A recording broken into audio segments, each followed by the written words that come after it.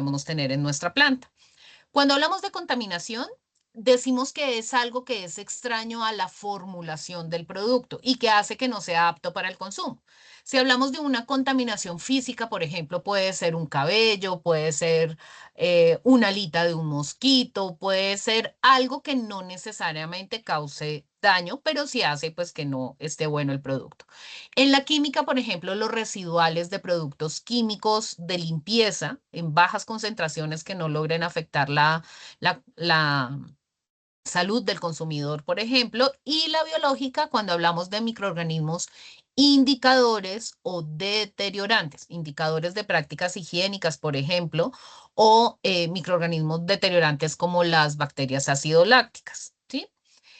Si lo comparamos con los peligros, entonces hablamos de peligros físicos cuando, o hablamos de peligros en general, cuando tienen el potencial de causar enfermedad o incluso muerte al consumidor.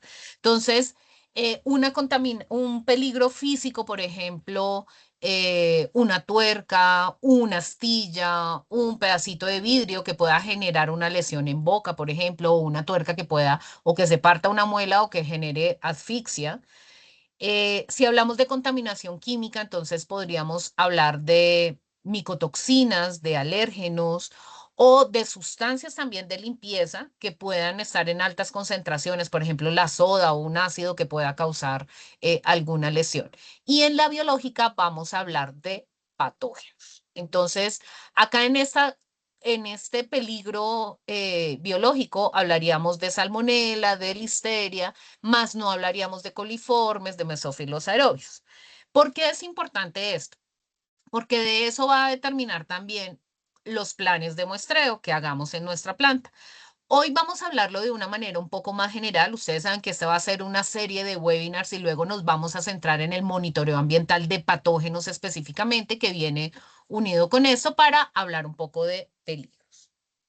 Entonces, sabiendo eso y hablando de contaminantes, los contaminantes biológicos los podemos clasificar en varios grupos. Están los microorganismos, que aquí están los hongos, las levaduras, las bacterias, los virus, parásitos y plagas o animales domésticos. Luego, cuando estamos, y si nos vamos a este lado de los microorganismos, entonces están los alterantes y acá podríamos encontrar, por ejemplo, los indicadores de calidad o de higiene. Entonces, indicadores de calidad que tenemos, mesófilos aerobios y mohos y levaduras. Indicadores de higiene, coliformes, enterobacterias, por ejemplo. Tendríamos también las bacterias acidolácticas como indicadores de calidad. Y en patógenos, que ya empezamos acá a hablar de peligros, entonces son microorganismos que causan infección en los animales y son transmitidos a humanos por consumo. O también estarían los que están presentes en los alimentos, los que no están presentes en los alimentos, es decir, que no vienen de forma zoonótica, por ejemplo, en esta primera etapa, y que luego son introducidos al alimento. En nuestras plantas tenemos diferentes tipos de contaminantes biológicos. Hay unos microorganismos que son transitorios y otros que son residentes. Los que son transitorios son estos microorganismos que se introducen en el proceso a través de materias primas, de material de envasado, de personal, pero que en el día a día son eliminados fácilmente a través de las actividades habituales de limpieza y saneamiento y la característica es pues que no suelen establecerse. Por el otro lado están los residentes, que como su nombre lo dice, son aquellos que se establecen en el ambiente y que pueden persistir por largos periodos de tiempo.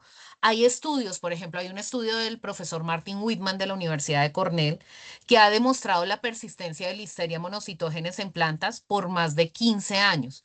Claro, no es simplemente con las técnicas que nosotros normalmente tenemos de ausencia-presencia, decir, ¿está o no está Listeria? Es hacer todo el mapeo genético de el microorganismo y darse cuenta que es exactamente el mismo microorganismo que está en la planta desde hace mucho tiempo. Y en una planta cuando tienen, volviendo al caso de listeria, puede que tengan no una listeria. Hay estudios también que han mostrado 8 o 9 cepas diferentes de listeria monocitógenes en la misma planta. Entonces, estos son los microorganismos que luego de los procedimientos normales de limpieza controla uno la cantidad, puede controlar uno el que estén por ciertos periodos, pero no se logran eliminar completamente.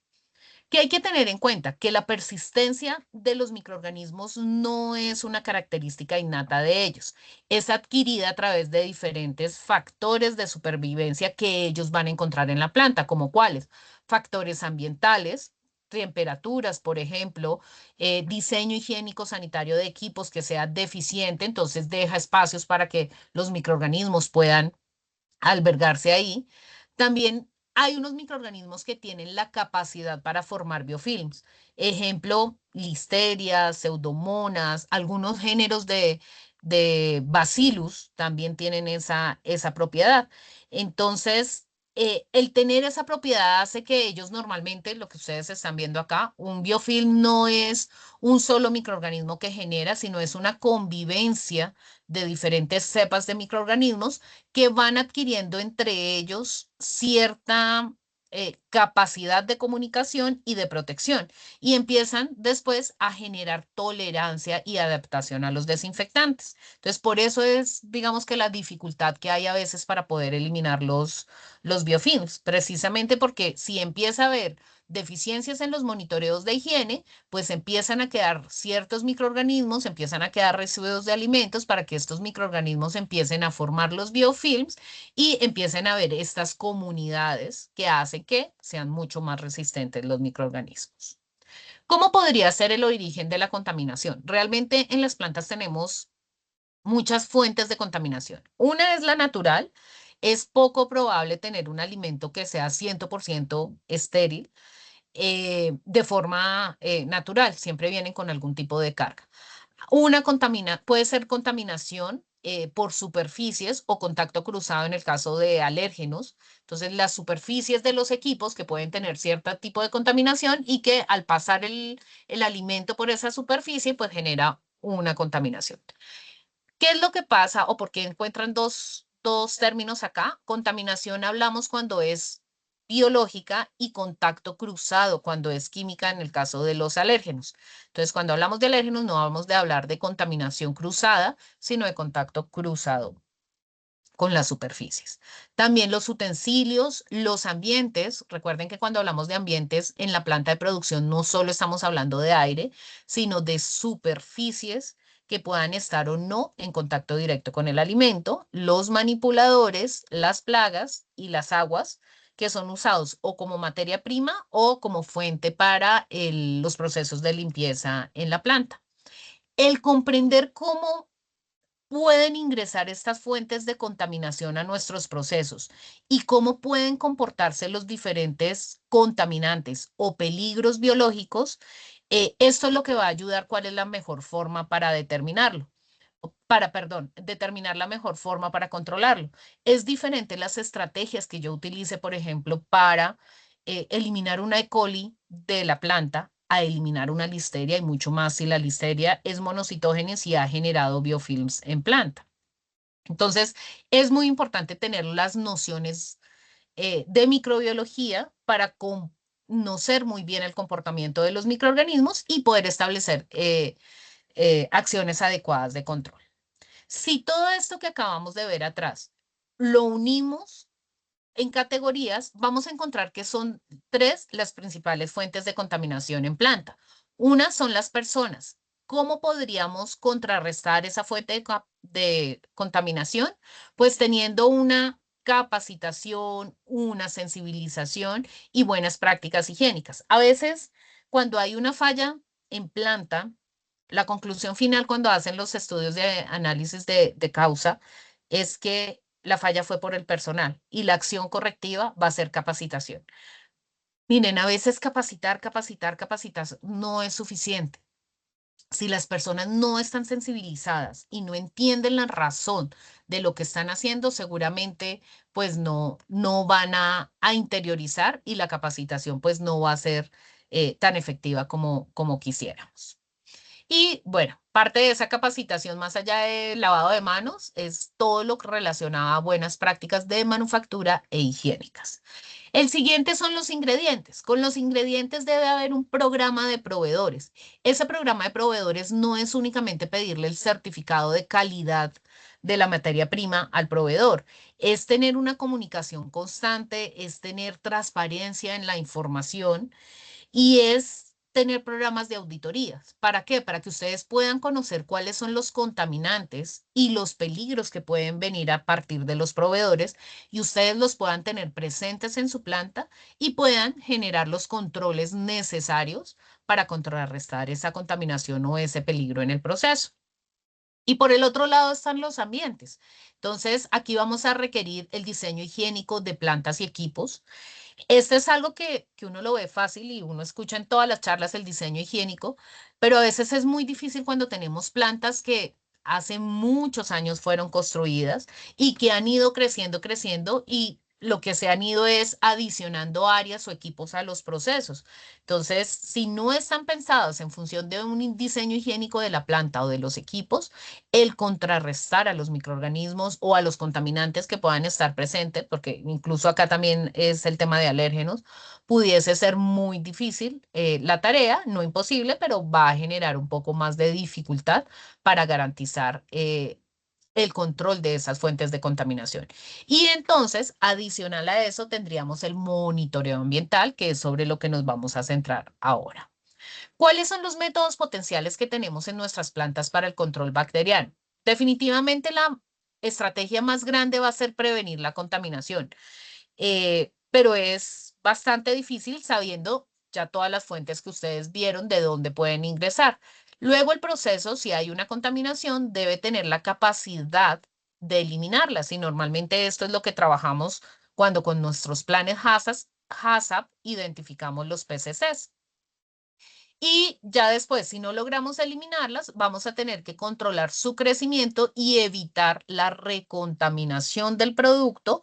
Y casi siempre que hablamos de recontaminación, va a estar dado en puntos donde alimentos listos para su consumo han pasado después del PCC y hay una posibilidad de que haya en las superficies de los equipos o en la parte ambiental una contaminación que pueda volver a introducirse en el proceso. Entonces, en este punto es donde tenemos que hablar de los POEs. ¿Qué son los POEs? Los POEs son los procedimientos operativos estandarizados de saneamiento. Es parte, una, nada más, de todas las estrategias que tenemos para evitar la contaminación del producto final. Normalmente son documentos que esos documentos van a tener que estar escritos con todos los procedimientos de manera detallada de cómo deben realizarse los procedimientos de limpieza y en qué momento deben efectuarse. Estos POEs deben ser verificados para, bueno, la ideal es que uno antes de verificarlos debería tenerlos validados para saber que los POEs tienen la capacidad de eliminar los peligros y los contaminantes que tengo en mi planta, ¿cierto? Un POE puede ser diferente, por ejemplo, si lo que yo busco es eliminar mi contaminación microbiológica, y casi siempre es lo que pasa, que tenemos los POEs validados para microbiología, pero muy seguramente si yo lo que requiero controlar es un alérgeno, es posible que lo que me funciona para microbiología no me funcione para alérgenos, y entonces tenga que validar mi POE para ver que tiene la capacidad de eliminar los alérgenos que yo tengo en mi planta. ¿Mm? Muy bien, sí, nos funciona para las dos cosas, pero tengo que aportar evidencia que mi POE está siendo útil tanto para la parte microbiológica como la parte de contaminación química. Los alérgenos no es la única fuente de contaminación química, pero pues lo traigo como ejemplo. Entonces, sabiendo que el POE está validado y funciona, después lo que voy a tener que hacer es un programa de verificación. Y ese programa de verificación va a requerir que hagamos pruebas que logren demostrar la eficiencia de los procedimientos y la facilidad de poderlos realizar en planta. Nosotros podemos ver esta verificación de POEs desde dos puntos de vista. Uno, desde el punto de vista de la planta, donde la planta va a tener que tener actividades de verificación que al final tiene que dar como resultado el análisis de tendencias y de causa de los resultados encontrados. ¿Esto para qué? Para ver, hay algo que yo siempre les digo y es que las plantas nos hablan. Lo que pasa es que a veces nos hacemos los sordos. Pero si solo tenemos, cuando tenemos los programas de verificación o de monitoreo ambiental, tenemos resultados y no hacemos análisis de información, no nos vamos a dar cuenta que puede que los niveles estén dentro de mis límites de aceptación, pero que están empezando a tener una tendencia, a elevar esa tendencia y que en algún momento se me va a salir de control. Mientras que si yo hago el análisis de la información, veo tendencias, puedo hacer esas correcciones previas a que haya una pérdida del control. Entonces va a ser mucho más eficiente el proceso. Pero por el otro lado está desde el punto de vista de la autoridad sanitaria. Normalmente cuando se tienen visitas regulatorias de las autoridades sanitarias o se tiene visitas de auditorías por esquemas de calidad o inocuidad como GFCI, por ejemplo, o HACCP, ellos lo que van a hacer es evaluar y ver que los POEs tengan continuidad a través del tiempo y la efectividad mediante pruebas de laboratorio. Y entonces ellos podrían también revisar registros históricos de la planta, hacer observación directa de las operaciones, hacer entrevistas. Y entonces tanto en la observación directa de operaciones como entrevistas, normalmente tienen el documento de POE y van mirando que lo que están haciendo en la operación es lo que está escrito o hacen entrevistas para ver que las personas encargadas de ejecutar los POEs tienen claro qué es lo que deben hacer. También pueden hacer inspección visual o sensorial. Yo no sé si han visto que los auditores siempre llegan, uno tiene la planta así divina, bien bonita, reluciente por todo lado, y ellos llegan mirando por detrás, por debajo, por encima, tocando para ver si hay residuales de grasa, de suciedad, de polvo, porque eso indicaría que no hay unas buenas prácticas en la aplicación de los POEs. Y también pues podrían tener verificación de resultados mediante métodos directos. Perdón.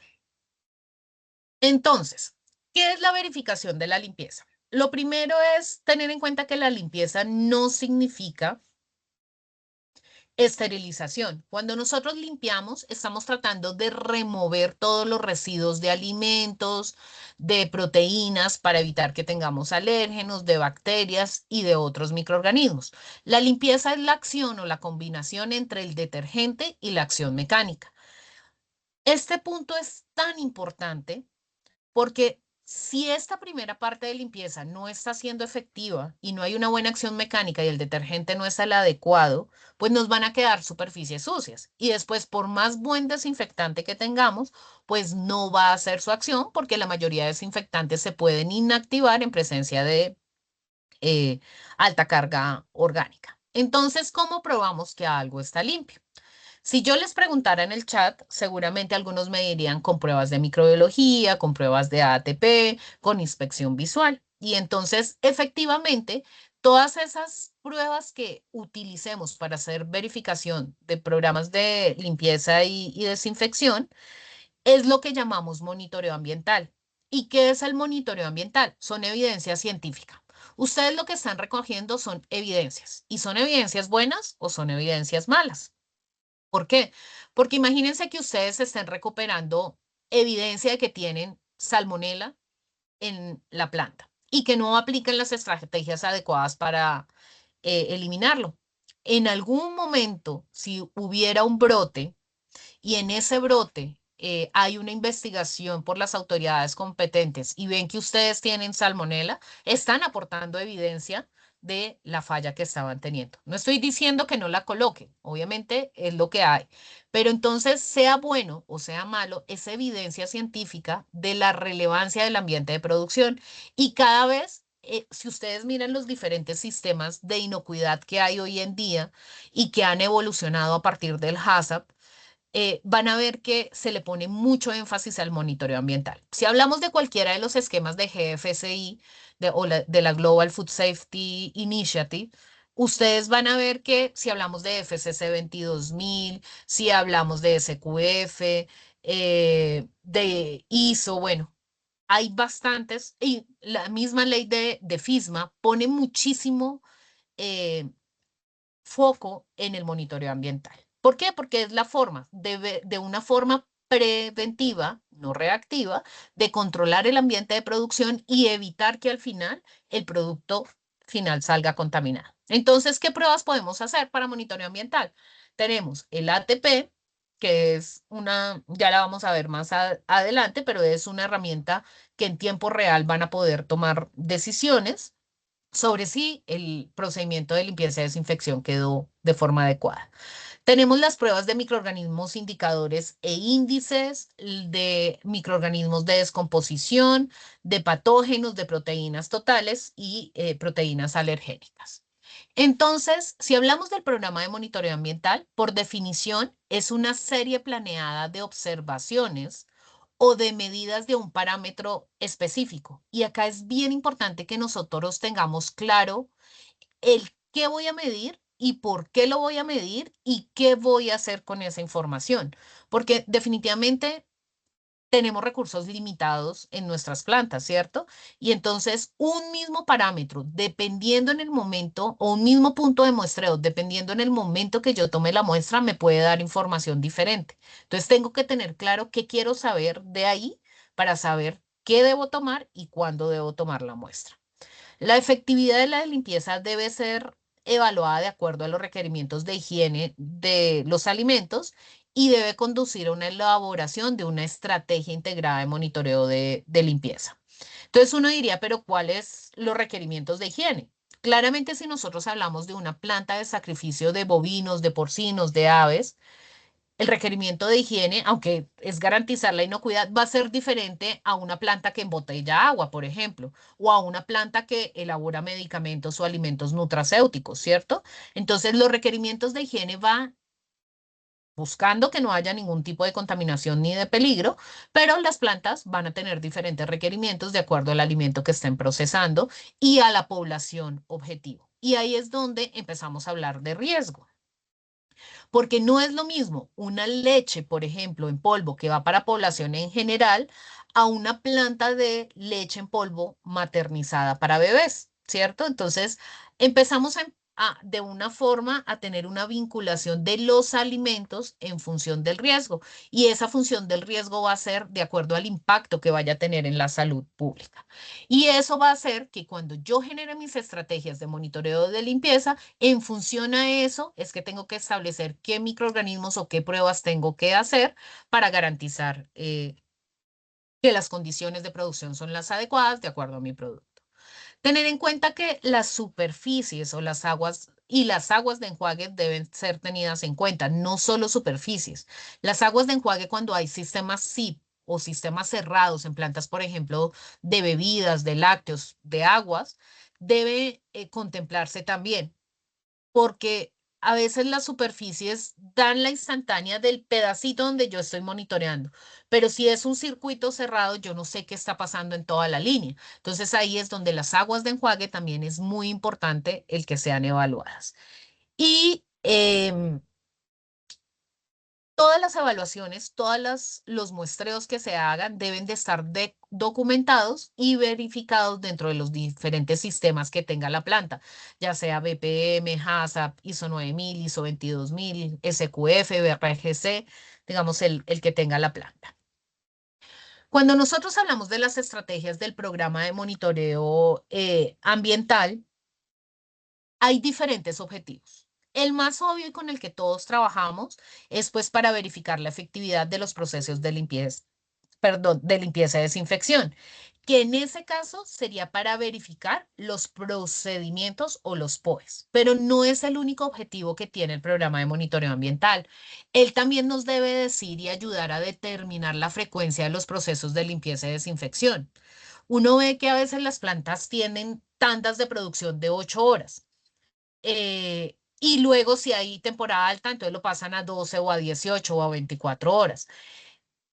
Hay que tener evidencia científica para demostrar que esas 8, 12, 14, 16 horas de producción que yo tenga son adecuadas de mantener sin ningún proceso de limpieza intermedio, eh, pero que garanticen que no va a ser una fuente de contaminación para el alimento. Entonces, no simplemente es decir, ok, ahora nos vamos a alargar el turno, sino hay que ver que no vaya a generarse un problema de contaminación después. También sirve para la determinación de la presencia de patógenos en ambientes. Entonces, ahí es cuando empezamos a hablar del programa de monitoreo ambiental de patógenos. Realmente uno En planta debería tener o tiene 3 programas, pero esos 3 programas, que es monitoreo ambiental, normal, que es el de verificación de POEs y que es el de patógenos, a veces la gente lo ve como uno solo, pero realmente deberían ser 3 que al final se analicen por separado y uno los pueda luego interrelacionar para ver en función de lo que yo estoy buscando para cada uno de estos programas, que tengan una coherencia para garantizar que el producto final no va a estar contaminado. Eso lo vamos a ir viendo en las otras, los otros webinars, digamos que de una manera un poco más detallada. Vamos a descubrir también con esto las fuentes de contaminación ambiental. Entonces, por ejemplo, si tenemos biofilms o no, determinar las frecuencias requeridas para mantenimientos especiales. Entonces, por ejemplo, cuando uno pone exposición de placas para mohos y levaduras y para bacterias totales en ciertas plantas, por ejemplo, de OHT. Y entonces uno empieza a poner las placas y empieza a ver un aumento de mohos y levaduras. Entonces uno sabe que va a tener que cambiar los filtros de aire para reducir esa contaminación. Entonces, para eso también nos sirve. O cuando tenemos los sistemas de filtración de agua, el análisis de agua de las diferentes etapas de filtrado y uno empieza a ver cuando empiezan a subirse y empieza a saber uno que hay que hacerle algún mantenimiento al filtro o que hay que hacer algún recambio de filtro. También me sirve para evaluar el diseño higiénico de la planta y de los equipos de producción. Esto me sirve para ayudar a identificar los puntos de difícil limpieza, corregir y aumentar los tiempos de producción.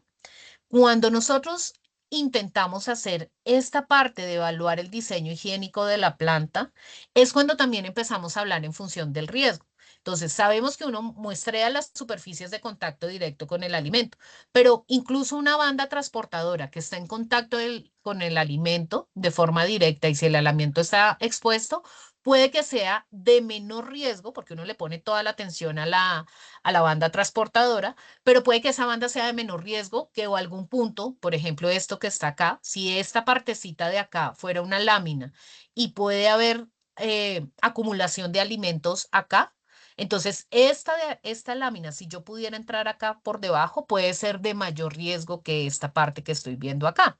Entonces ahí es cuando empiezo a buscar de forma diferente el cómo busco mis puntos de muestreo en función al riesgo que pueda generar para el proceso de producción. Y el último sería para proteger de pérdidas económicas a la planta, ya sea por multas o recogidas de producto, y pues la reputación de la empresa. Tenemos diferentes estrategias para evaluar superficies. Me voy a centrar ahorita en superficies, pero acuérdense que también está la parte de aires. Pero acá vamos a hablar de la parte de superficies. Entonces, tenemos que podemos hacer una evaluación microbiológica donde normalmente tenemos técnicas de hisopado o de esponjado y de ahí puedo hacer o una siembra a través de diluciones, perdón, usando diluyentes, o hacer inoculación en siembra directa sobre la superficie. Y ahí puedo usar medios generales como el agar Playcon o el YGC, o medios específicos como el BRB o el Bayer Parker, bueno, dependiendo del microorganismo que yo vaya a utilizar. ¿Qué es lo importante acá? Saber qué tipo de superficie voy a muestrear y qué microorganismo quiero buscar. Los hisopados normalmente están dados para sitios de difícil acceso, por ejemplo, boquillas, o si voy a evaluar microorganismos indicadores. Y el esponjado normalmente lo utilizo para áreas demasiado grandes, por ejemplo, una banda transportadora, o para la evaluación de patógenos. Si yo voy a evaluar patógenos con un hisopado, tengo el riesgo de, como los patógenos están en menor cantidad que los indicadores o los deteriorantes, de no encontrar el patógeno tan fácilmente. Entonces, casi siempre, dependiendo del microorganismo que yo vaya a buscar, pues determino qué técnica voy a utilizar y por dónde me voy para buscar la mejor forma de recuperación. Por el otro lado están los métodos de contacto directo. Aquí tenemos, por ejemplo, las placas de Petrifield, que son nuestras placas, que se pueden usar de dos formas, o haciendo hisopado esponjado y tomando 1 mililitro y sembrarlo en la placa, o por esta que es prehidratar la placa, se lleva a la nevera, luego se abre la placa y uno hace contacto directo de la superficie. Si quieren conocer esta técnica, pues ya con el asesor que los atiende les podría explicar con Petrifil cuál podría ser la mejor opción para usar en monitoreo ambiental. Hay otros dispositivos que se llaman deep slides, que son este tipo de paleticas que tienen medios de cultivo diferentes por cada lado. Entonces, por ejemplo, por un lado hago con play count y por el otro lado con BRB. Y simplemente uno hace un contacto directo, luego lo pone en el tubito, lo lleva a incubar y él les va a decir si está contaminado o no. No les va, aunque da colonias, no puede uno hacer como un recuento, pero sí de forma semi cuantitativa, saber si tiene una alta o una baja contaminación. Y por el otro lado están las placas de contacto Rodac, que son estas plaquitas como de Petri pequeñitas que tienen un medio de cultivo con forma curva en la parte de arriba, de tal forma que cuando uno las voltea, hace una impresión de la superficie, igual como pasa con las placas de Petrifilm. Entonces es este tipo de métodos de contacto. Por el otro lado están las pruebas no microbiológicas. Con estas tenemos la bioluminiscencia del ATP, que el ATP es el adenosintrifosfato, la molécula común a todas las células, y que es un muy buen indicador de presencia de materia orgánica y de fallas en procesos de limpieza. Por el otro lado está la inspección visual, que se puede hacer de forma directa o por técnicas microscópicas, o las pruebas de proteínas y alérgenos. Esta parte de acá, cuando nosotros hablamos de verificación y de monitoreo en planta, la verificación es todo lo que tenga que ver con la parte microbiológica. ¿Por qué es una verificación y no un monitoreo? Porque la verificación tengo que esperar 24, 48 horas a que salga un resultado y voy a ver la información de manera retrospectiva. ¿Cómo estaba hacia atrás y qué pasó en el momento que se tomó la muestra? No, no pude tomar la decisión como pasa con las pruebas no microbiológicas, que son técnicas de monitoreo porque me permiten en el momento que tomo la muestra ver el resultado y tomar decisiones sobre si entra la línea o no a producción. Entonces, tener en cuenta que unas son técnicas de monitoreo y otras de verificación. Ahora, si yo uso, por ejemplo, la bioluminiscencia del ATP, no cada vez que hago mi POE, sino lo uso una vez al mes, pues ya no va a ser una técnica de monitoreo, sino pasa a ser, por ejemplo, una técnica de verificación. Con todas pasa lo mismo, ¿no? Proteínas y alérgenos, si no las estoy haciendo con la frecuencia constante cada vez que llevo a cabo el procedimiento de limpieza, si no lo hago de manera esporádica, entonces pasa a ser ya una técnica de verificación y no de monitoreo. Entonces, vimos que hay diferentes técnicas. Tenemos que ver es cómo vamos a interrelacionarlas y cómo voy a generar mi programa integrado de monitoreo ambiental. Asumiendo que ustedes ya tienen validado su POE y que ya saben que ese POE es efectivo para controlar los contaminantes o los peligros que tengo en la planta, entonces lo pongo a andar. Y cada vez que haga un proceso de limpieza, entonces lo primero que yo debería hacer es una inspección visual de la superficie después de la limpieza. Si esa inspección visual no pasa, voy a tener que volver a limpiar y a determinar la causa de la falla. Y se implementa una acción correctiva o una corrección. Si yo simplemente lavo acá, voy a hacer una corrección. Estas correcciones se pueden hacer porque son preoperativas y no necesitaría una acción correctiva a menos que en ese punto hayan fallas de manera constante. ¿Mm? Si es algo aislado, simplemente hago una corrección, vuelvo y lavo el equipo y ahí sí arranco la producción. Ahora, por el otro lado, si hago la inspección visual y pasa, utilizo la luminometría, realizo la prueba de ATP. Si esa prueba de ATP pasa y mi proceso de producción tiene presencia de alérgenos, después de que pase ATP, voy a utilizar la prueba de alérgenos. Y si alérgenos pasa, pues entro a producción. Acá en las técnicas de alérgenos, ustedes podrían usar los de proteínas totales alergénicas o el alérgeno específico. Normalmente cuando hacemos validación de POEs para alérgenos, usamos las técnicas cuantitativas o cualitativas específicas, pero una vez ya he validado y sé que funciona, puedo hacer los hisopos de proteínas totales de alérgenos y de manera como técnica de monitoreo y de manera más espaciada, que son más dispendiosas y más costosas, hacemos las de alérgenos específicos como método de verificación y no de monitoreo. Entonces, por este lado realicé prueba de ATP, alérgenos y entro a producción si pasa. Pero si mi prueba de ATP falla, lo que voy a hacer es, tengo que volver a lavar el equipo, que esa es una corrección, y repito la prueba de ATP para ver si quedó bien lavado ahora sí el equipo.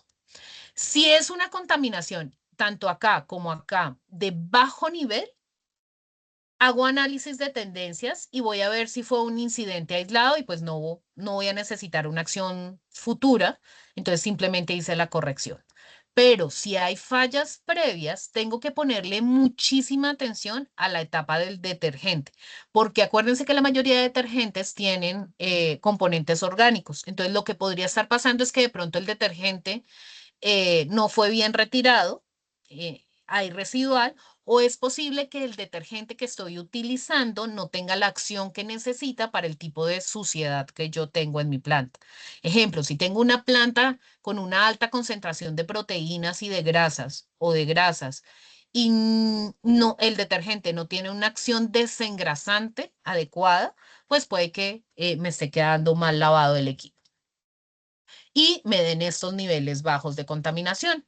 Pero por el otro lado, bueno, en todo caso voy a tener que volver a hacer el proceso de limpieza. Pero por el otro lado, si el nivel de contaminación es bastante alto, voy a tener que usar las técnicas microbiológicas para lograr identificar si es un contaminante o un peligro el que está sobre la superficie, evalúo la fuente y evalúo el riesgo. Es diferente tener un recuento microbiológico alto en mesófilos aerobios, simplemente de mesófilos aerobios, a tener una presencia de listeria en planta, ¿cierto? Una listeria en productos listos para su consumo en la zona 1 o en la zona donde el producto ya ha pasado por el PCC y se encuentra expuesto, pues la evaluación, el riesgo va a ser mucho más alto. Entonces, en función a ese riesgo y al tipo de contaminante o de peligro que tenga en la superficie, pues voy a tomar las decisiones o las acciones correctivas que tenga que hacer. En este caso, yo tendría que poner mucha atención a la etapa de desinfección, porque es posible que el desinfectante no esté adecuada la concentración para el tipo de contaminantes o de peligros que tengo, o puede ser que no tiene el espectro para eliminar los microorganismos que pueden estar presentes. Todo esto debería, tanto acá como acá, haber quedado en evidencia cuando hice la validación del POE. Si yo no validé el POE, pues lo voy a ver ya en esta parte cuando ya está en el proceso y estoy haciendo mi proceso de monitoreo de limpieza. Entonces, acá lo que quiero resaltarles es miren cómo utilizamos las diferentes técnicas. No las utilicé todas al tiempo. Primero trabajé con la inspección visual. Si la inspección visual falla, yo no voy a usar las pruebas de luminometría porque voy a perder la plata porque ya la inspección visual me está diciendo que está mal.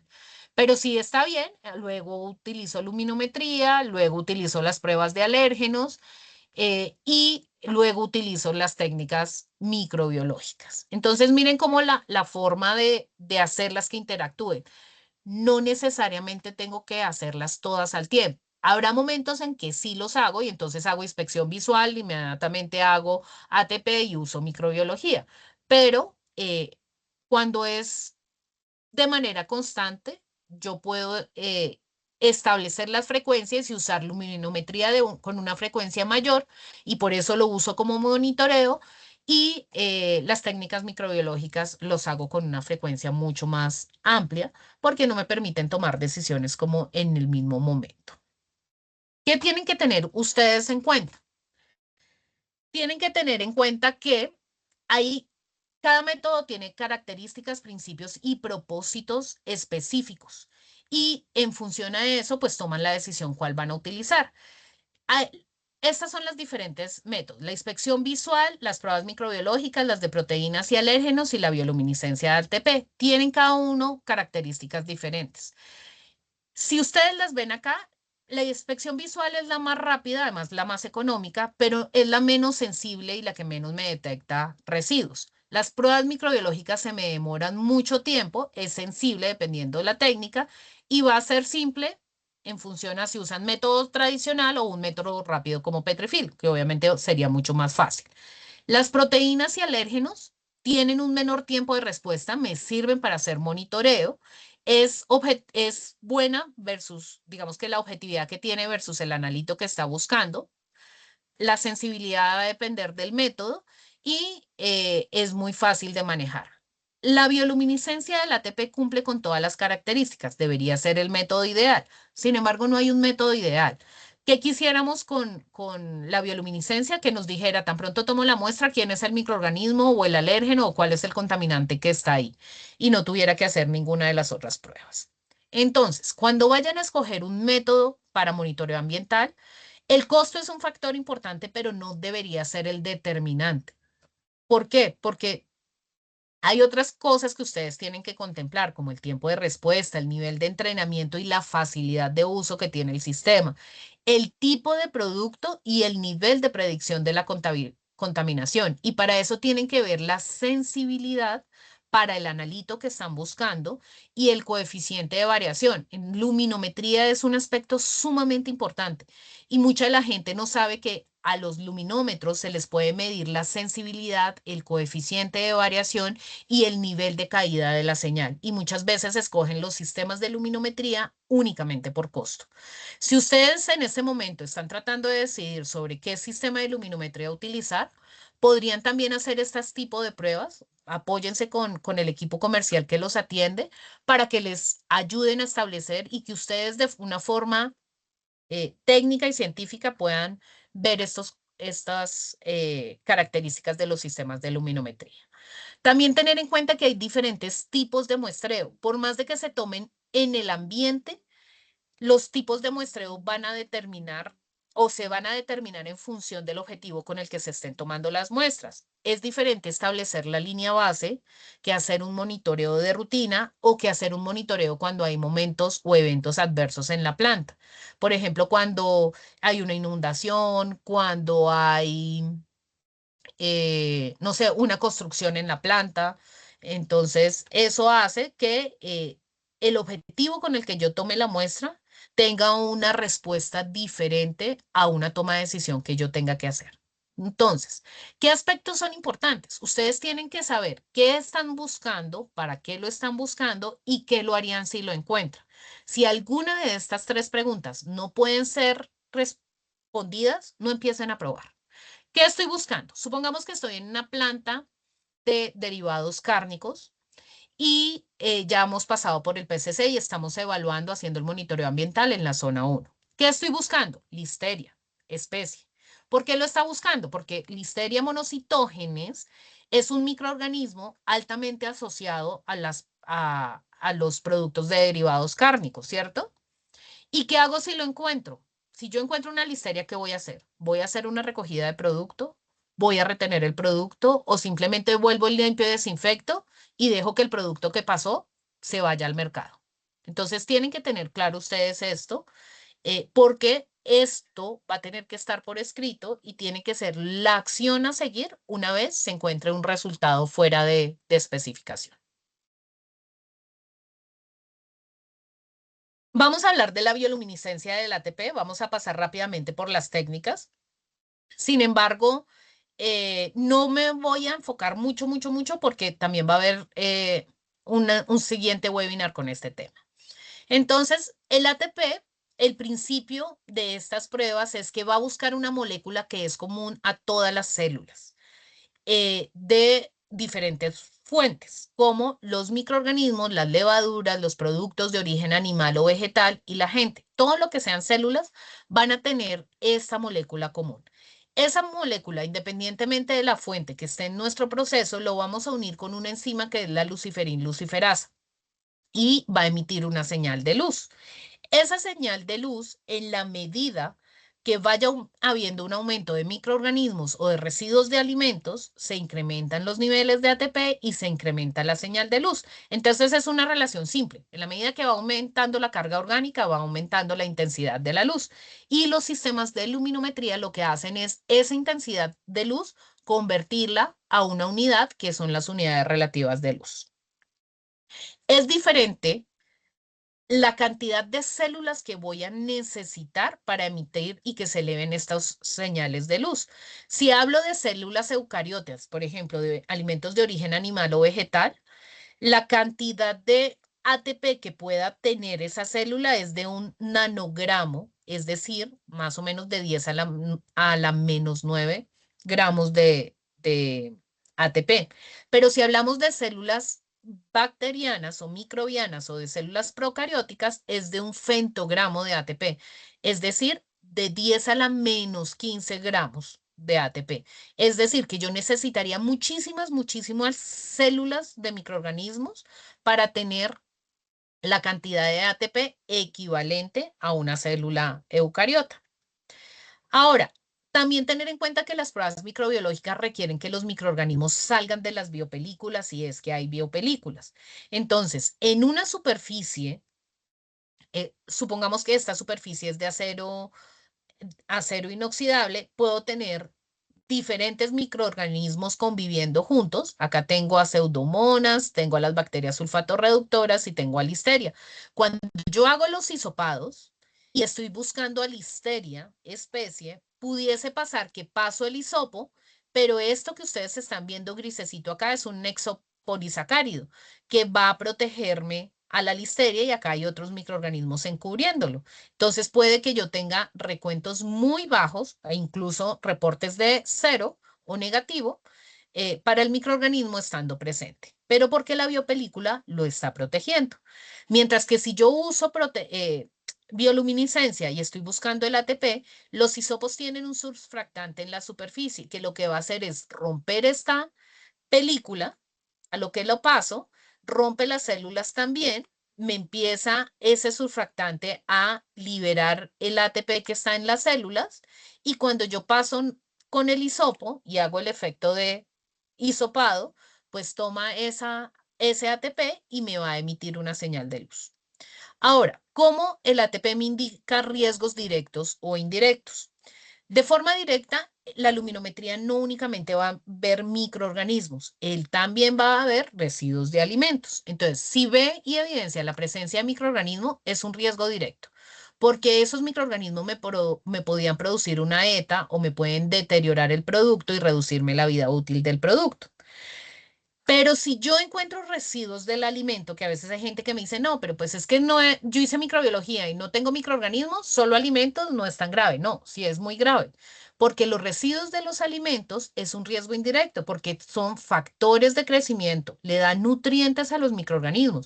Y acuérdense que no estamos en áreas estériles. Entonces, ustedes lavaron, les quedó residuo el alimento, tal vez el desinfectante eliminó los microorganismos, pero lo que me cae una bacteria, ese residuo del alimento hace que automáticamente los microorganismos crezcan y se me convierta en un riesgo directo.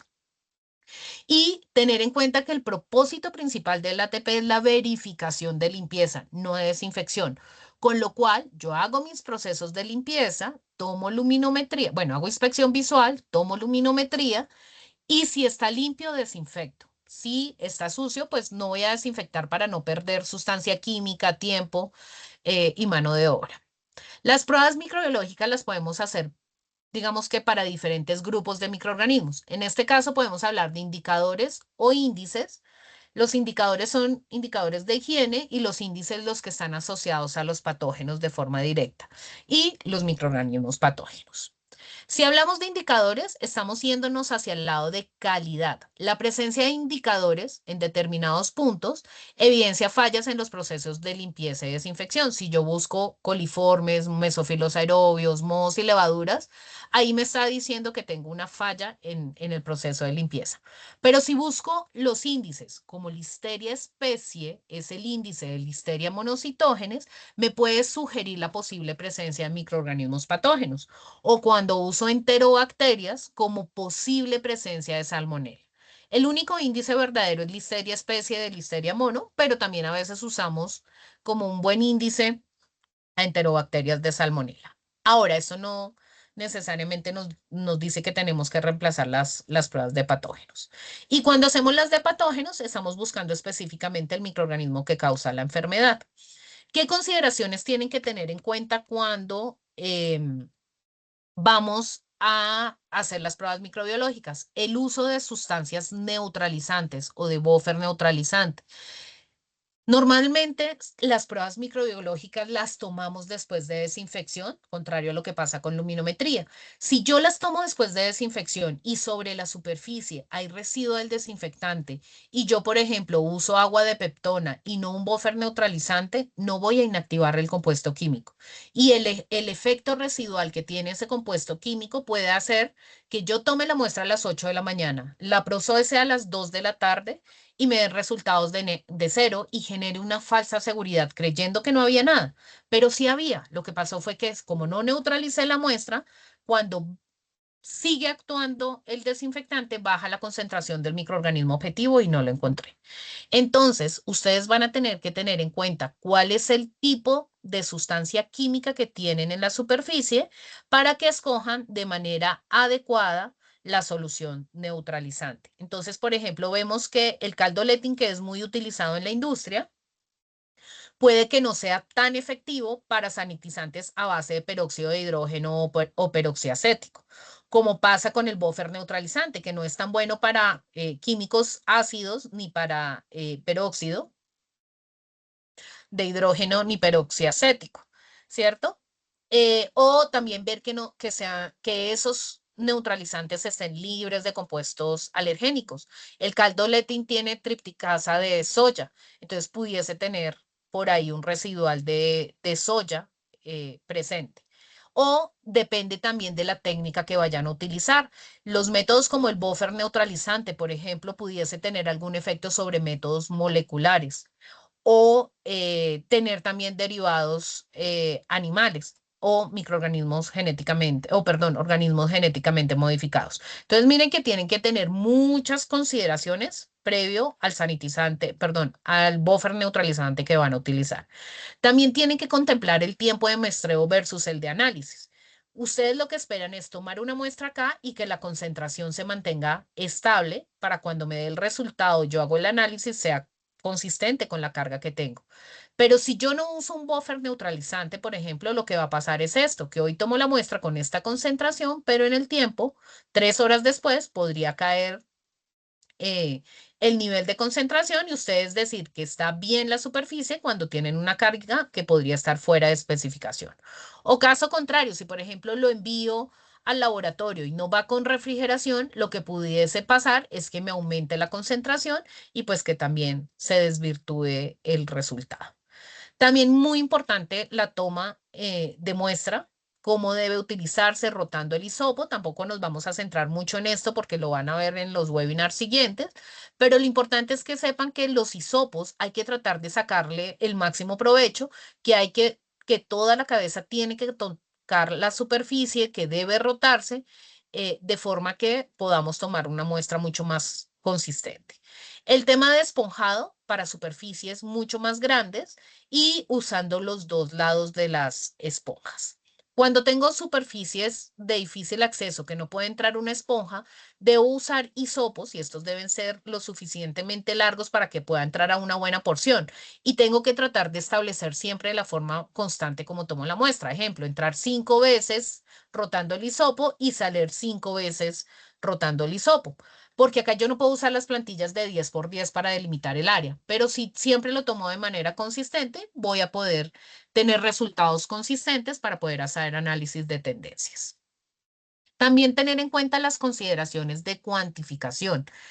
No me quiero demorar mucho acá, pero básicamente con lo que les quiero mostrar con estos ejemplos es que hay una fórmula cuando yo quiero cuantificar el muestreo ambiental y en esa cuantificación se tiene que tener en cuenta el volumen total de diluyente que yo utilice, es diferente utilizar 10 mililitros a 9 mililitros a 5 mililitros y el área de muestreo perdón, y el área de muestreo que voy a trabajar. Eso puede hacer, al hacer el reemplazo en la fórmula, que los resultados sean bien diferentes. Normalmente uno lo que encontraría es que la gente dice acá, tomé con un hisopo de 10 mililitros, son 90 unidades formadoras de colonia y reportan 90 unidades formadoras de colonia. Pero si yo utilizo la fórmula, son 90 unidades formadoras de colonia por 10 mililitros que tenía la esponja, más 10 que le adicioné, son 20 mililitros de diluyente. Y voy a usar en este caso la placa de Petrifil que se siembra con 3 mililitros, que es la de Listeria. Si yo reemplazo todo eso, mi resultado van a ser 6 unidades formadoras de colonia por 6 centímetros cuadrados. Si yo hubiera usado un hisopo donde solo utilizo 9 mililitros de diluyente, hubiesen sido 3 unidades formadoras de colonia la respuesta y no 90 como acá. Pero si yo uso exactamente lo mismo anterior, pero estoy usando técnica de siembra de 1 mililitro, como normalmente utilizamos para la mayoría de indicadores, hubiese sido la respuesta no 9, sino 18, y no 3, sino 8 unidades formadoras de colonia, y no las 90 que inicialmente hubiesen reportado. Entonces, es para que sepan utilizar estas fórmulas. Ahora, los microorganismos indicadores, su presencia normalmente nos dice el estado higiénico de los equipos en la planta. Normalmente ayuda a comprender mucho mejor el tipo de microorganismos que tenemos en la planta y valida y verifica los procesos de limpieza y de desinfección. Entonces, dependiendo de lo que yo quiera hacer, si quiero valorar la limpieza, lo hago antes de desinfección, la toma microbiológica. Y si quiero evaluar el desinfectante, lo hago después de desinfección. Miren que el mismo punto de muestreo me puede dar información diferente, pero va acompañado de también las pruebas de luminometría, que ya dijimos que son muy eficientes para la limpieza, y microbiología para desinfección. Ahora, eso también lo van a ver en el siguiente webinar. Cuando hablamos del programa de monitoreo ambiental de patógenos, lo que van a hacer es buscar específicamente los microorganismos que causan las setas. Normalmente las plantas las dividimos en zonas y hacer patógenos normalmente uno lo hace en zona 2 y 3 para evitar que lleguen a zona 1. En una zona 1 encontrar un patógeno más o menos lo que indica es tomar acciones inmediatas sobre qué va a pasar con el producto y no debería comercializarse un producto que esté contaminado o con una posible contaminación de un patógeno, porque eso es considerado un producto adulterado. Las recomendaciones para indicadores normalmente es evaluar áreas de 10 por 10, es decir, los 100 centímetros cuadrados que normalmente conocemos, pero para patógenos normalmente la recomendación es de 30 por 30, es decir, como unos 900 centímetros cuadrados, basados en el riesgo que pueda generar el patógeno. Esa frecuencia y el número tiene que estar en función del tipo de producto, del consumidor objetivo y y del patógeno per se que voy a buscar. En caso de algún hallazgo positivo en la técnica en los programas de patógenos, si yo tengo un punto caliente, que es acá donde lo encontré, utilizo una estrategia que se llama el patrón de muestra de Starburst. ¿Qué significa esto? Un muestreo irradiado. Y alrededor de ese punto caliente voy a tomar unas 15 muestras alrededor para ver si fue algo esporádico o hay un patrón en el cual estoy viendo que el microorganismo está migrando hacia otros lados o encuentro el patrón o la ruta por la cual llegó a este punto el patógeno que estaba buscando. Dicho esto, conociendo las diferentes técnicas que puedo utilizar, vamos a ver cómo se podría hacer la implementación del programa como tal. Entonces, ¿qué debe incluir el programa de monitoreo ambiental? Es un programa que tiene que estar por escrito, que debe incluir los puntos de muestreo, la frecuencia, el tipo de prueba que se va a hacer, la metodología de prueba, cuál va a ser el criterio de aceptación y de fallo, cuáles son las correcciones o las acciones correctivas que se van a hacer. De pronto ustedes están mucho más familiarizados con las acciones correctivas, que es lo que normalmente manejamos con los planes HACCP. Las correcciones, véanlo ustedes siempre como las acciones que se toman de manera preoperativa, cuando uno sabe que hay una desviación en los programas de limpieza y el producto no se ha visto expuesto. Entonces, si uso inspección visual o luminometría o pruebas de alérgenos y me dice que no pasó y el producto no ha arrancado la producción y no ha pasado por la superficie, yo simplemente vuelvo y lavo y vuelvo y analizo. Eso es una corrección, no una acción correctiva. Ya si el punto siempre falla de manera constante, pues sí tengo que hacer un análisis de causa raíz y establecer la acción correctiva para pues tratar que no vuelva a pasar. ¿Cuáles serían los pasos de implementación? Como ustedes están viendo acá, si fuese una receta es identificar los puntos de prueba, luego recolectar datos de referencia, luego ajustar los parámetros de aceptación y de rechazo, determinar la frecuencia del muestreo, hacer la gestión de datos y de análisis de tendencias y enmarcar todo esto en un programa de mejora continua. La identificación de prueba, del punto de prueba, a mi forma de ver, es la más importante, porque si ustedes no incluyen en el programa de monitoreo ambiental los puntos adecuados, van a tener resultados como a veces pasa y llega uno a planta y dice, es que nunca he tenido una salmonela, nunca he tenido una listeria, no, mi planta no existe. Eso es poco probable. Podría ser o que no están usando la técnica adecuada o que el punto de prueba no está siendo el adecuado. Normalmente, esos puntos de muestra uno debería poderlos tener mapeados en planta dentro de la planta, en el mapa como tal, para ver si salen resultados positivos, ir ubicándolos y ir viendo cómo se están comportando. Esto que está acá, lo vamos a ver, pues como que lo vamos a ir viendo uno a uno. ¿Dónde debo hacer las pruebas? Es la respuesta que ustedes deberían obtener. El primer paso antes de saber dónde, ustedes deben entender muy bien su proceso, conocer el equipo y el producto para identificar las áreas que son más críticas a probar. La idea es que ustedes tengan la posibilidad de centrar los recursos en los puntos que sean críticos para la inocuidad y la calidad del producto. Y ahí es donde empezamos a hablar en función al peligro o al riesgo. El peligro va a ser el microorganismo patógeno o el alérgeno, por ejemplo, y el riesgo es qué tan difícil es la superficie para ser lavada o de llegar a puntos de difícil acceso. Allí, entonces, también hacemos algo y es dividir la planta en áreas de producción, la dividimos en zonas basados en función a esa proximidad del alimento.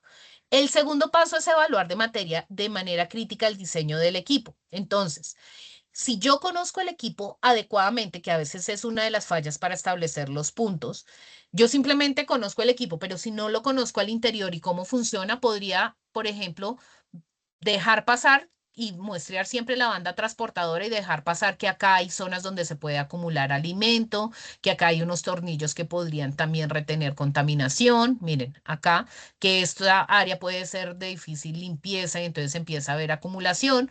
O por ejemplo, saber que en la banda transportadora, si yo limpio acá, esta parte va a ser fácil, pero de pronto la parte del rodillo, la parte interna del rodillo sea difícil y ahí es donde esté la contaminación que al final me llega a la bata.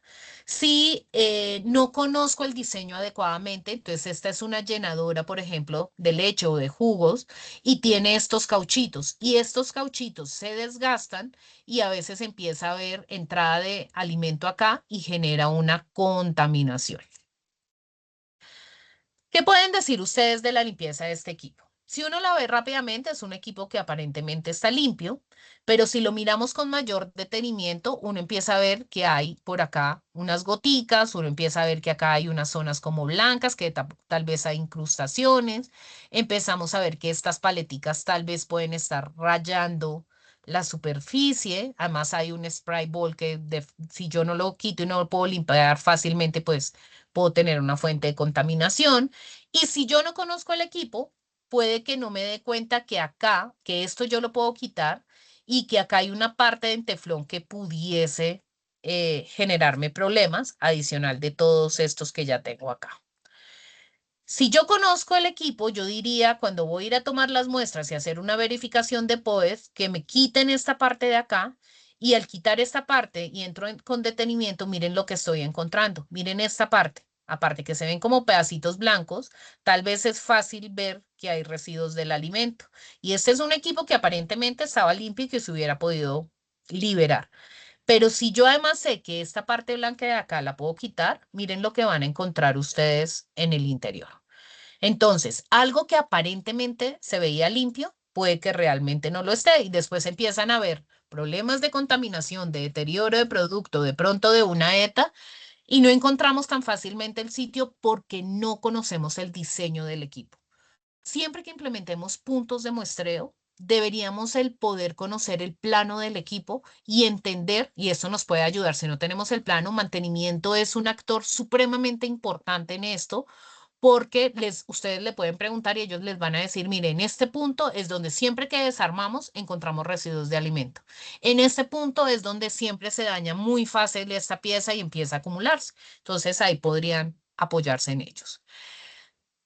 El siguiente aspecto importante es la zonificación higiénica de la planta. La planta en términos generales no tiene los mismos requisitos de limpieza. Obviamente tienen que estar limpios y requerimos higiene, pero no con la misma intensidad.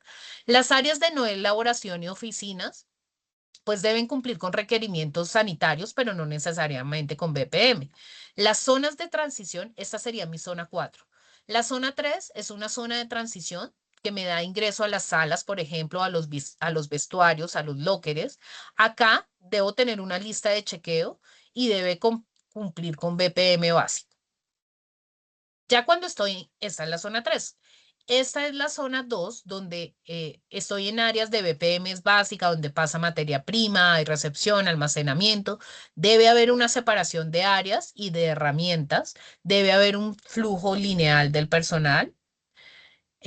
Luego vienen las zonas de control de patógenos. En esta zona debería haber una restricción de acceso al personal y solo personal autorizado debería entrar. Entonces, supongamos que acá ya pasó por el PCC y hay una posibilidad de recontaminación del alimento, entonces esa va a ser mi zona 1. Entonces, es zona donde hay productos cocidos, pasteurizados o listos para el consumo, pero que se encuentran aún expuestos al ambiente. Estas son las 4 zonas principales. Eh, y hay una quinta zona cuando se fabrican alimentos para población sensible que requiere un alto nivel de higiene. Entonces acá ya van a tener acceso restringido. Entonces imagínense ustedes, por ejemplo, los lactarios en las clínicas o las plantas de nutracéuticos donde fabrican leches para bebés. ¿Cierto? O alimentación para personas inmunosuprimidas. Entonces, estos que requieren un nivel mucho más alto no van a tener acceso controlado, sino van a tener acceso restringido. ¿Qué consideraciones tienen que tener ustedes en cuenta cuando van a hacer la zonificación higiénica? La infraestructura de la planta, el personal, los materiales de contacto y de no contacto directo con el alimento, otros flujos de tráfico que puedan haber, las áreas de contacto cruzado, acuérdense que acá estaríamos hablando de alérgenos, el aire que utiliza la planta, si es que se usa aire comprimido en contacto directo con el alimento, pues hay que tener en cuenta este aire comprimido y los contaminantes que van a entrar a la planta a través de materias primas y material de empaque y personal. Miren, todo esto es del primer punto, que es todavía la elección del punto de muestreo. Miren lo largo y lo dispendioso que es. Esa es la parte más importante. Entonces, en esta planta tenemos una tubería que va por encima o por debajo del área pues donde hay contacto directo con el alimento. Tenemos un punto muerto en esta tubería y tenemos unos cabezales de dispensador y acá tenemos la cinta transportadora. Si yo les dijera a ustedes qué puntos muestrean, seguramente todos me van a decir la banda transportadora y los cabezales. Entonces ahí es donde vamos a irnos en función al riesgo. Y en función al riesgo, ustedes han dividido toda su planta en zona 1, 2, 3 y 4, pero acá estamos centrados en la zona 1. Yo puedo volver a zonificar en mi zona 1 y dentro de la zona 1, en función, ya sé que es mi zona donde tengo que tener más cuidado, que mi alimento está expuesto y que ya pasó por acá la pasteurización antes, supongamos como PCC, y acá voy a empezar a dispensar, esta zona es la que más riesgo tiene. Y si yo vuelvo a dividir, no lo voy a hacer únicamente, esta es la zona 1 porque está en contacto directo. No, voy a utilizar esta tabla para evaluar el riesgo. Y acá voy a establecer la proximidad del alimento y la probabilidad o la dificultad de limpieza. Entonces, yo podría estar diciendo acá que, me voy a ir acá, estos sitios que estoy viendo acá son críticos, los dispensadores y este punto muerto de acá. ¿Qué otro estoy viendo? Voy a ver otros puntos de muestreo. Acá podría ser la banda transportadora y también el primer producto que sale de la línea. El primer producto que sale de la línea de producción no va a ser para evaluar producto final, sino es una medida de los programas de monitoreo de limpieza, porque cuando yo mando producto por una línea, el primero me va a arrastrar todo lo que pudo haber quedado de falla en el proceso de limpieza. Entonces, si yo tomo esos primeros productos que salen de la línea y los evalúo, me va a dar un muy buena información de mi proceso de limpieza. Y entonces, en función a esto, yo voy a decir, tal vez mi zona uno va a ser esta de contacto directo, mi zona 2 puede estar acá alrededor, esta podría ser mi zona 3 o 4, pero esto va, tienen que verlo no solo con la zonificación, sino en función al riesgo. Mm, Luego, la elección del punto, tengan en cuenta que uno normalmente dice, esta es la zona uno, la banda transportadora es la de mayor peligro, entonces va a ser mi zona uno, esta parte de arriba, la zona 2 va a ser la parte externa, la zona 3 las paticas, el techo y la zona 4 todas estas zonas alejadas. Sin embargo, miren este techo, tiene condensación. Y si está sobre la superficie, que es zona uno, esto ya no va a ser zona 3, sino va a ser zona uno. Si yo tengo desagües acá y están muy cercas acá, menos de 2 metros, va a ser no zona 3, sino zona 2 o incluso zona uno. Tienen que tener en cuenta dónde y cuándo tomar las muestras. Si es para evaluar la efectividad de la limpieza, si es para ver cómo, qué tanto dura el proceso de limpieza, mantener seguro la línea, uno debería tomar en la parte operativa, preoperativa, operativa y después de que hayan eventos especiales. Luego voy a tomar datos de referencia. Los datos de referencia me van a ayudar a establecer los niveles de aceptación y de fallo. Yo normalmente debería tomar datos, hacer un análisis estadístico muy chiquitico, con un promedio me puede funcionar para arrancar y voy a establecer bandas. Esas bandas no están escritas en ningún lado. Ustedes las pueden establecer dependiendo de los puntos de muestreo y de los niveles de limpieza que se requieran para cada punto. Y establecer en el anterior medio un promedio de 264. Entonces voy a establecer que, por ejemplo, 264 como promedio lo puedo tener en estos tres rangos. ¿Qué tan exigente quiero ser yo? Mi proceso todavía tiene oportunidad de mejora. De pronto arranco acá y voy mejorando y mejorando hasta que lo lleve a este nivel que es, digamos, el más pequeño. Luego voy a ajustar los niveles. Esos niveles los tengo que ajustar en función a la superficie, al equipo, al tipo de producto que tengo. No todas las superficies. Yo puedo tener dos equipos iguales en la misma planta, pero uno más nuevo que otro. Entonces, la antigüedad de las superficies, el grado en que se presenten marcas o rayaduras, el tipo de ensuciamiento. Si una línea son los dos equipos, pero uno lo uso para bebidas vegetales y otro para leche o para jugos, puede que el nivel de ensuciamiento sea diferente y asimismo tenga que establecer niveles diferentes de aceptación y de fallo. Los métodos comunes para determinar los niveles de aceptación y de fallo pueden ser estos tres. Hay unas guías que, por ejemplo, en el tema de luminometría, nosotros como fabricantes tenemos. Estos son recomendaciones solo para arrancar. Y luego hacemos monitoreos antes y después de la limpieza. Acá voy a tener mínimo 5 puntos. Y luego hago un análisis estadístico cuando ya he tenido, después de que arranco acá y ya he tenido mínimo 30 datos por punto, hago un análisis con media, desviación estándar, coeficiente de variación, para verificar que lo que yo puse acá sí era o estoy haciendo muy restrictivo o demasiado laxo.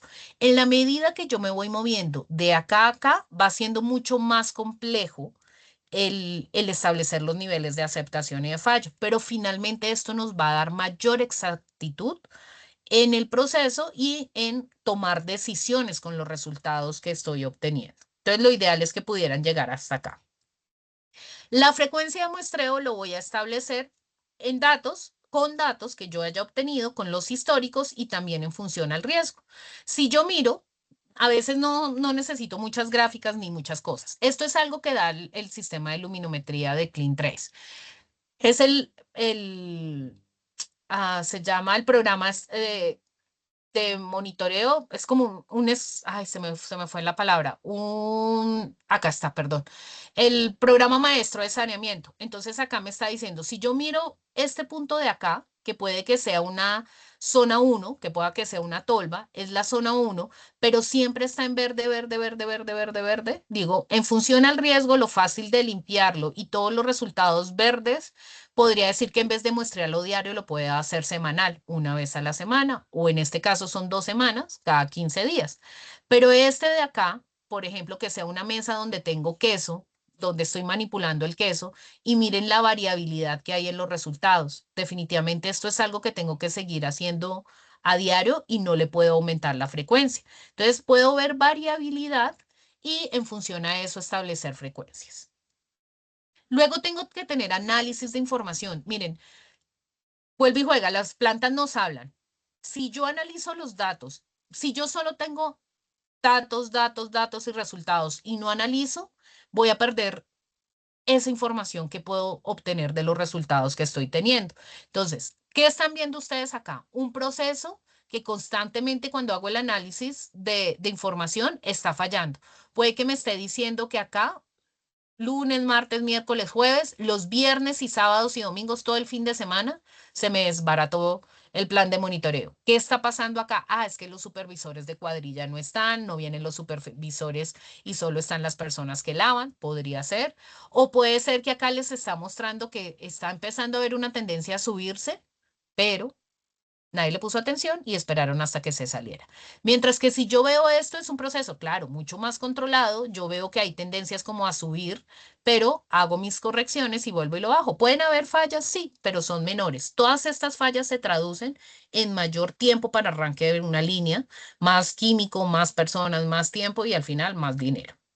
Y luego establezco medidas correctivas. Las medidas correctivas deben estar por escritos, tener claro qué hacer en caso de un positivo. Esta es una línea de producción donde se obtuvo un positivo acá y cuando uno empieza a muestrear todos los vectores que les dije, empieza uno a ver el recorrido por la planta de cómo está. Entonces, en ese caso, yo debería tener claro qué voy a hacer. Voy a hacer muestreo de vectores, descripción de cómo y con qué limpiar después de un positivo, hacer el análisis de causa raíz y todos estos resultados, yo transformarlos en resultados para hacer la corrección y que no vuelva a ocurrir. Las acciones correctivas deberían estar de acuerdo a cada zona y a cada peligro que debería encontrarse. Les dejo este documento. Es un documento que a mí me gusta mucho porque de California Almonds son almendras, pero muestran zona a zona cómo deberían actuar en caso que encuentren un positivo. Es un material bueno de consulta. Y luego un programa de mejora continua. Si ustedes arrancan como les mostraba en la primera banda, el día de hoy en 300 unidades relativas de luz, supongamos para luminometría, hay plantas que uno va y 5 años después siguen con los mismos 300. Pero si lo van evaluando cada 6 meses y van ajustando los niveles y van mejorando el proceso, pues van a ir bajando y cada vez van llevando los resultados a un mejor nivel y evitando mucho más fácil que se contamine el producto. El programa tiene que ser revisado, tiene que por lo menos una vez al año revisarse y modificarse según sea necesario cuando así indiquen que hay muchas acciones correctivas, cuando se producen cambios en ingredientes y en el procesamiento, luego que haya un evento adverso, cuando se realice algún tipo de modificación, reparación o reemplazo de equipo en planta y cuando no se obtienen hallazgos positivos de forma consecuente, duden de los resultados y evalúen a ver si es que los puntos no están siendo los adecuados. Con esto termino mi intervención. Creo que estoy justo sobre el tiempo, pero quiero ver si ustedes todavía tienen tiempo, pues el que puedan hacer preguntas. No sé si de INVE me dicen si hay preguntas en el chat de pronto. Sí, Ruth, yo aquí te ayudo. La verdad es que gracias por la conferencia. No hay problemas que justo teníamos la hora y media, pero podemos alargarlo todavía. Veo que tenemos 147 personas conectadas, así que hay interés y varias preguntitas en el chat. Así que te voy ayudando aquí con las preguntas para irlas ubicando. Ajá, Eh, cuenta. Rafael nos dice, buen día, estimada, para bacterias acidolácticas en embutidos, ¿cuánto podría ser un límite aceptable? Bueno, las ácido lácticas son microorganismos deteriorantes y en embutidos generan graves problemas de calidad, dependiendo del tipo de grupo de bacterias acidolácticas. Hay unas que simplemente las homofermentativas les generan una lechosidad y las heterofermentativas abombamiento, con lo cual no debería haber un rango de tolerancia para acidolácticas. Debería hacerse el monitoreo y que los procedimientos de limpieza y desinfección sean lo suficientemente efectivos para poder eliminar las acidolácticas. Más allá, y yo sé que a veces tratan de dejar un rango de tolerancia porque no son unos microorganismos que pidan normalmente la normatividad. Entonces no los piden y muchos no los evalúan, pero sí tienen problemas. Entonces, los POEs deben ser efectivos para eliminar las bacterias acidolácticas, no deberían haber, además porque es un grupo demasiado heterogéneo.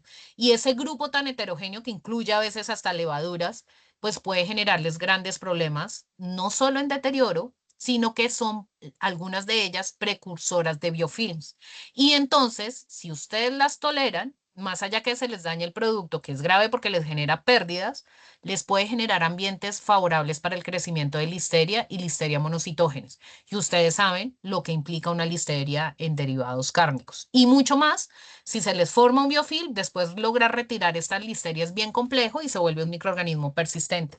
Y entonces las acidolácticas les pueden favorecer, aunque también las acidolácticas, dependiendo del grupo, pueden ser una buena fuente de control para listeria. Entonces, como que hay una dualidad, pero en forma general no deberían hacerlo. Ustedes deberían tratar de que sus POEs sean muy efectivos para lograr eliminar este grupo. Gracias.